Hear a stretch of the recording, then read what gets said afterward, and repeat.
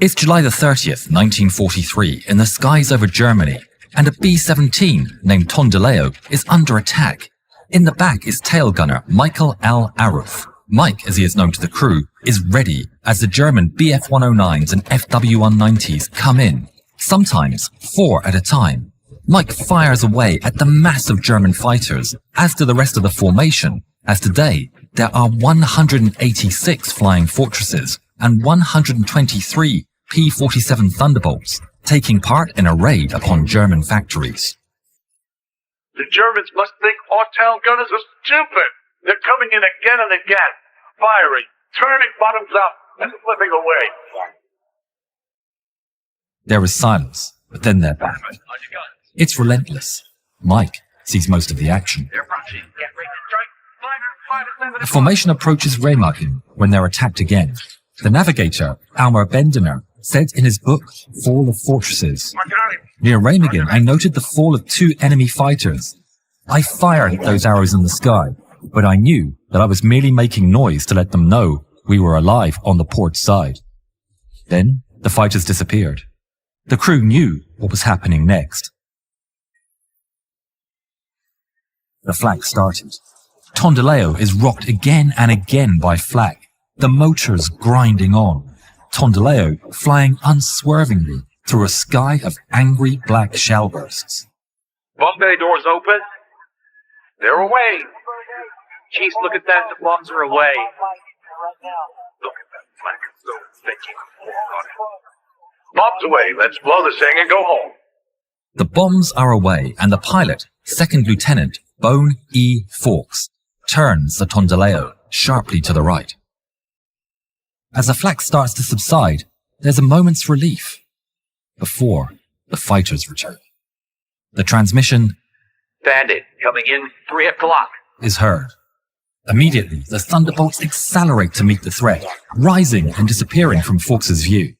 Behind him, his top turret gunner opens fire, and mere moments later, a massive swarm of Bf-109s falls upon the Americans. All the B-17's guns burst to life as the enemy fighters speed by all around, tracers filling the air. Outside, the Thunderbolts put up a fierce defense, but are simply overwhelmed. There's so many Germans, the pilots can't chase them all, and many start ripping through the bomber formations, completely unopposed. Amidst the chaos, Fawkes can do nothing but steel his nerves and hold station. Their formation is their strength. He must keep the girl steady, even as he witnesses their compatriots getting torn to pieces around him. Look at that. Those poor devils. Stay focused. In the back, Aruth is an expert gunner, and he's putting his skills into full display. A second 109 sweeps in for an attack run, but barely opens fire before Aruth's flawlessly placed barrage rips its wing right off. Come on, who's next? Mayday. Mayday. We're going down. Across the flying fortress, all the gunners have their hands full. Enemies zip past, underneath, and at either side. It's a total swarm.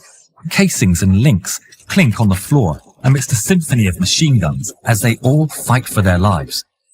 Enemy shells strike the Tondileo's wings several times, but the tough girl somehow carries on. Liner, 5 to 7 o'clock. Roger that. Back in the tail, a third German comes into the attack at breakneck speed, but it's not enough to throw off Aruth. The twin machine guns unleash their power with deafening bangs, casings and links clanking on the floor. Again, the enemy is torn apart by the volley, but his luck was bound to run out.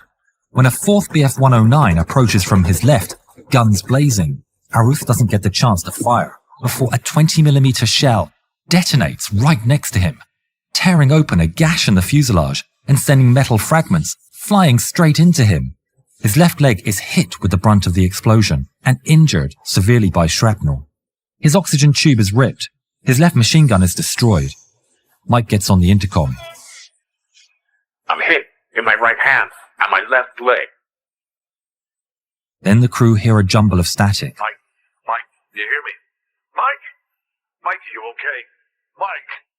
Fawkes feels the impact and realizing that Mike is hit and he now has a bandit on his tail and no tail gunner to face him.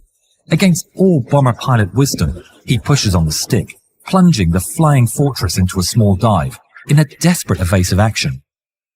Behind the cockpit, the spent cases roll across the floor, and the crew are overtaken by panic and dread as they feel their plane falling underneath them.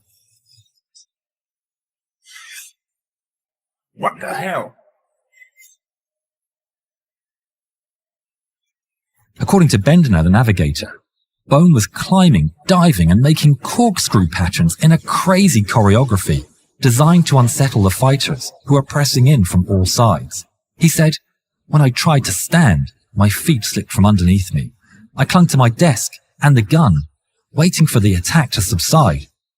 Holes start to appear in the formation as more and more planes go down. Oh my gosh, look at that, they're going down. When at last Mike came on again, his words were jumbled, and he sounded as if he were calling from a painfully long distance. They bailed. Do you hear me? Mike. But at least the crew knew he was alive. The attack continues, but strangely, there's no waste guns. A call goes out across the intercom. Bombardier to waste gunners. Bombardier to waste gunners. Come in. Come in. Stuckman. Harrod. Come in. Goddammit, come in. Do you read me? Juke, come in. Bombardier to radio. Juke, come in. The Tondeleo's motors whine on. Mike's voice came across the intercom, vague and blurred with an odd calm. They're gone. What does he mean they're gone? What the hell is he talking about? Bone is furious. He gives control to the co-pilot and makes his way through the plane. The radio operator is gone. Getting as far as the waste guns, he's shocked to find them abandoned. There, they find the radio operator. Bendiner said he was sitting on the floor, one leg dangling beyond the open hatch. Bob and I pulled him across the floor past the waste ports, where the wind howled as in an Arctic blizzard, where one could see the silvery wings of our enemies curvetting and spitting sparks. The floor of the fuselage was torn in spots. The metal peeled back. Multicolored cables were in shreds. We sat Duke up in the radio room and looked to see whether he was bleeding. He was untouched, but his eyes were dreamy and he wore a smile of absurd serenity. There was no oxygen in the rear of the plane. Back in the tail, Aru's left leg is shattered, bleeding profusely, and unmovable. He defies the pain, and with the freezing cold wind rushing through the hole in the fuselage, he tries desperately to reach his emergency oxygen supply. But he's way too injured and can't get to it. He gives up on the oxygen and returns to his machine gun, despite hypoxia and blood loss quickly setting in. He fires indiscriminately to a multitude of targets hounding them, determined to protect the B-17 to the bitter end. The fighting is constant, and Aruth's last functional 50 cal jams. A BF-109 starts to set up its attack run. Aruth's mind is struggling for oxygen, but despite everything impairing his mind, he identifies the problem in an instant. The BF-109 brings the Tondileo into its sights. Aruth opens the receiver and clears the jammed canvas belt, refitting it. The BF-109 starts to open fire. Aruth gets back on the gun and raises it in an instant, just in time to meet the BF-109 with a storm of lead, reducing it to a ball of flame. The fight drags on, but no other 109s attempt an attack run on the Tondileo. Eventually, the battered enemy turns away, and the skies finally fall to calm. The remaining crew are deeply shaken and not understanding how they're still alive. One of the members checks on Aruth and is shocked to see the state he's in. He provides first aid, making a tourniquet on his leg, providing morphine, and fitting Aruth's emergency oxygen, while the Tondileo continues on its mission home. Hours later, the aircraft made a safe landing back at base. Aruth was in shock, but he hung on to life. Medics provided immediate assistance, and he would recover. Tondileo had come back by the skin of its teeth, seemingly saved by the accuracy and sheer raw determination of Aruth and Falk's quick thinking. But they would later discover that a third person also saved the B-17.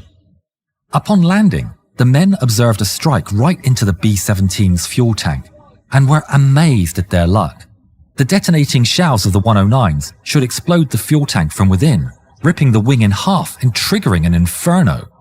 But this one had apparently been a dud. Later that day, ground crew opened up the Tondileo to retrieve the unexploded ordnance. But when they tore apart the tank, they were shocked to find 11 whole shells stuck within. A single dud was incredible luck. 11 would have been nothing short of divine intervention. But as the armourers opened them up, a different reality came to light. Not a single one had explosive filler. They were empty, just a hollow piece of lead. All except for one. Rolled inside one of the shells was a piece of paper which had a message written in Czech. An intelligence officer scours the base for someone to translate. Its message is read to the crew. It says, "This is all we can do for you now."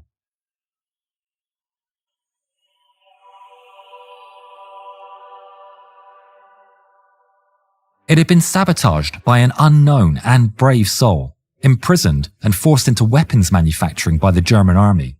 He or she would never know it, but their actions directly allowed 10 men to return home. The entirety of Tondileo's crew would survive the war, even those who bailed over Germany. They were captured and remained in camps until their eventual liberation. Aruth was hailed as a hero by the other men. He ended the war with 17 confirmed victories and a dozen probables. He lived a long life and passed away in 1990. Today, a plaque in his memory lies on the Springfield, Massachusetts City Hall. We spend every cent we make on the next videos, and the more viewers we have really helps us to make better videos each time. If you enjoyed this film, we'd very much appreciate it if you could hit the subscribe and notifications bell. Thank you.